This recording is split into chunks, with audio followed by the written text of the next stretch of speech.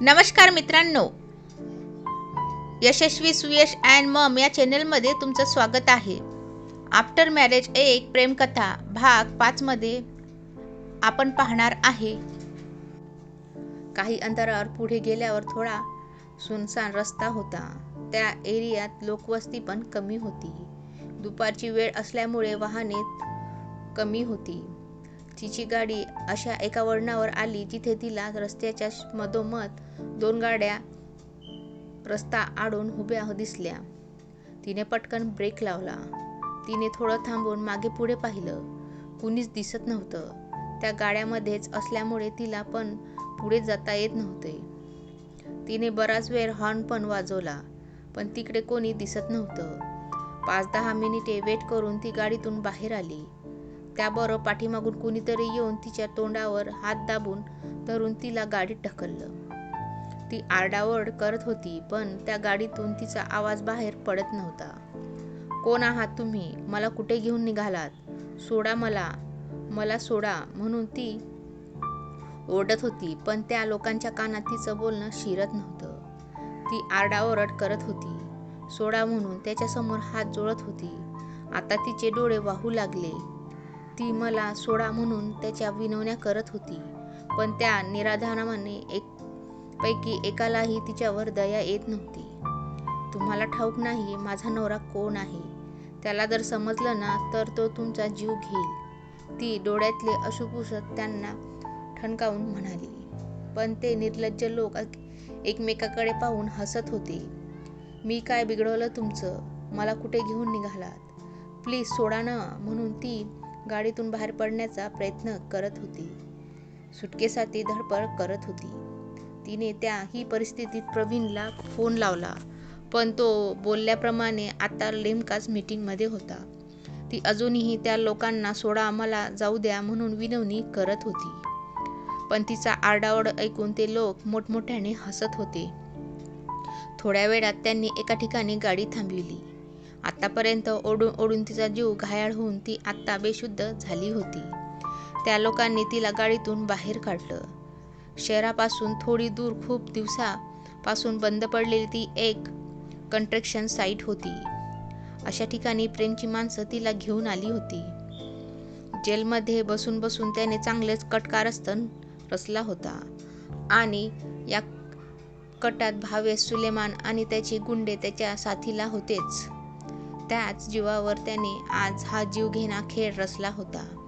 या जीवघेण्या खेळात कोणाला आपला जीव गमावा लागेल ही येणारी वेळच ठरणार होती.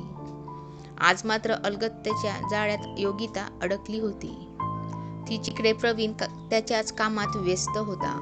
इकडे योगितावर ओढलेल्या या संकटाबद्दल जेव्हा त्याला समजेल तेव्हा त्याची काय अवस्था होईल याचा विचार पण करवत नाही. तिला त्या लोकांनी बाहेर काढलं तसा प्रेम हसत पुढं आला. साल्यांनो, काय केलं हिला? ही बेशुद्ध कशी झाली? प्रेम त्या गुंड्यांवर चिडून म्हणाला. आम्ही काय नाही केलं, तीच ओरडून ओरडून बेशुद्ध झाली, एक जण म्हणाला. तेवढ्यात भावेश पण आला तेथे. जा पाणी घेऊन ये, प्रेम एक जणावर आवाज चढून म्हणाला. तू आणि तुझ्या नवऱ्यानं मला आयुष्यातून उठवलं ना, आता बघ मी काय काय करतो ते. आता या प्रेमची वेळ आली आहे. तो मुठी आवळत तिच्या चेहऱ्यावरून नजर फिरवत म्हणाला. तेवढ्यात एकाने त्याच्या हातात पाण्याची बॉटल दिली. त्याने बॉटलमधलं पाणी तिच्या चेहऱ्यावर शिंपलं तसं तिने डोळे उघडले. ती आजूबाजूला पाहून पटकन सावरून उठली. समोर प्रेमला पाहून ती रागाने लाल झाली. तू नालायक, तिने खळक्कन त्याच्या कानाखाली वाजवली. तसा तो चवताळला. त्याने तसा तिचा हात पकडून पिळला. तशी ती कडवडली. ती आपला हात सोडवून घेण्याचा प्रयत्न करत होती, पण त्याच्या ताकदीपुढे तिची ताकद कमी पडत होती. प्रेम, सोड माझा हात. एवढा वेळ प्रवीणच्या हातून मार खाऊन पण तुझी हौस फिटलेली दिसत नाही. त्याला जर समजलं ना तर तो आता तुझा जीव घेईन. ती ही परिस्थितीत हात सोडवण्याचा प्रयत्न करत म्हणाली. मग बोलव ना त्याला तुला वाचवायला. मला पण आज हेच हवं आहे. त्यानं मला आयुष्यातून उठवलं ना, आता नाही त्याला आयुष्यातून उठवलं तर माझं तर नावाचा प्रेम नाही मी. तसा तिने स्वतःचा हात सोडून घेऊन पुन्हा त्याला खाळकन 2-4 ठेवून दिल्या.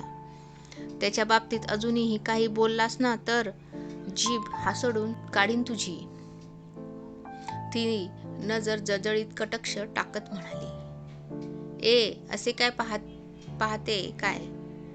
धरा रे हिला, तिकडे बांधून ठेवा. हिचा हात लय चालतोय ना. ज्याच्या जीवावर ही एवढी उडते ना, आधी त्याच्या काटा काढतो आणि मग हिच्याकडे बघतो. प्रेम तिच्यावर नजर रोखून म्हणाला. तसं तिला दोघा-तिघांनी एका खुर्चीसोबत करकचून बांधून ठेवलं. प्रेमनं सुलेमानला फोन लावला. सुलेमान भाई, जाळ्यात अडकले. तुम्ही तुमची माणसं घेऊन पटकन आपल्या ठरलेल्या ठिकाणी या. प्रेम खुन्नशी हसत योगितासमोर बोलत होता. आता बोलावं तुझ्या नवऱ्याला येऊ देत. त्याला आज तो येथून जिवंत जाणार नाही याची मी खबरदारी घेतली.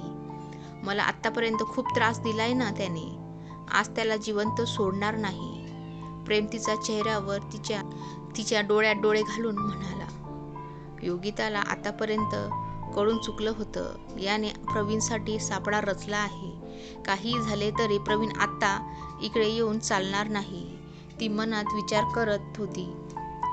इकडे प्रवीणने नुकतीच मीटिंग संपवून पाणी प्यायला हातात बॉटल घेतली. तेवढ्यात त्याच्या मोबाईलवर तन्वीचा फोन आला. प्रवीण म्हणाला, बोल तनू, पोचला का तुम्ही घरी? प्रवीण काळजीने म्हणाला. तन्वी म्हणाली, काय दादा, मी कशी येणार? तुला केव्हापासून कॉल लावते मी. तन्वी आता एअरपोर्टवर बसून बसून चांगलीच वैतागली होती. प्रवीण म्हणाला, काय योगिता नाही आली तुला घ्यायला?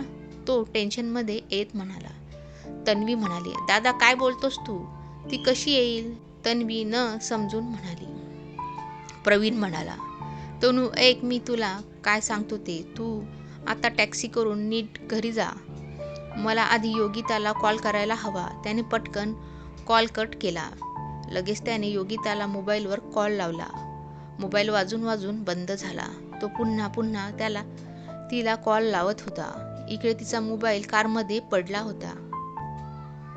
एक जण तिच्या मोबाईलचा आवाज ऐकून, प्रेम भाई ये देखो, इसका मोबाईल बज रहा है. आण इकडं, मला माहित आहे कोणाचा कॉल असेल ते. आण लवकर. एक सावज तर आपल्या जाळ्यात अडकला आहे. आता दुसरं पण नक्की येईल. प्रेम योगिताकडे खुन्नशी नजरेने पाहत बोलत होता. प्रेम, माझ्या मोबाईलला हात लावू नको, दे इकडे. योगिता बांधलेल्या रस्सीला हिसके देऊन स्वतःला सोडून घेण्याचा प्रयत्न करत होती. त्याच्यावर नजर रोखून बोलत होती. तेवढ्यात पुन्हा मोबाईल वाजला. तसा तो खुन्नशी हसत, आपली शिकार भावा. आज हा प्रवीण येथून जिवंत परत जाणार नाही. तो मोबाईलकडे पाहून मोठमोठ्याने हसत म्हणाला. त्याने कॉल रिसीव्ह करून स्पीकरवर टाकला. योगी, कुठे आहेस तू? तू कॉल का घेत नव्हतीस? प्रवीण समोरून काळजीने बोलत होता. त्याचं बोलणं ऐकून इकडे योगिताच्या डोळ्यात अश्रू ओघळले. प्रणू, तिच्या मुखातून अस्पष्ट उद्गार बाहेर पडले. तसा प्रेम मोठमोठ्याने हसत म्हणाला, ती कशी रिसीव्ह करेल तुझा कॉल? तिचे हात पाय तर मी चांगलेच करकचून बांधून ठेवलेत. प्रेम मोठमोठ्याने हसत म्हणाला. काय? प्रवीण पलीकडून म्हणाला. प्रेम, योगिता कुठे आहे? प्रवीण पलीकडून ओरडून म्हणाला. ती अजून ठीक आहे, पण नंतर तिचं काय होईल ते मी आतापर्यंत सांगू शकत नाही. तो खवाट नजरेने तिच्याकडे पाहून खाली वरती पाहत होता. प्रेम, तिला तिच्या केसाला जरी धक्का लावलास ना तर तू आज माझ्या हातून वाचणार नाहीस. प्रवीण चिडून म्हणाला. आज कोण कोणाच्या हातून वाचणार नाही ते येणारी वेळच ठरवेल. प्रेम पुन्हा मोठमोठ्याने हसत म्हणाला. पण तुझ्यावर आज तर मला दया येते, म्हणूनच मी तुला कुठे आहे ते सांगतो. लवकर ये लाडक्या बायकोला वाचवायला. प्रवीण, प्लीज तू येऊ नकोस, आणि आलास तर एकटा येऊ नकोस. योगिता आहे तर त्या जागेवर ओरडत म्हणाली. पण प्रवीणला तिचं बोलणं नीट समजत नव्हतं. त्याला फक्त तिचा ओरडायचा आवाज येत होता. योगी, मी येतोय. मी तुला काही होऊ देणार नाही. तो टेन्शनमध्ये कोणाला काही न सांगता एकटाच घाईगडबडीत निघून आला. प्रवीण योगिताला पण आता आणखीन एका अग्निपरीक्षेतून समोरच जावे लागणार आहे आणि येणाऱ्या पुढील भागामध्ये काय होईल ते नक्की बघा आणि कमेंटमध्ये जरूर कळवा.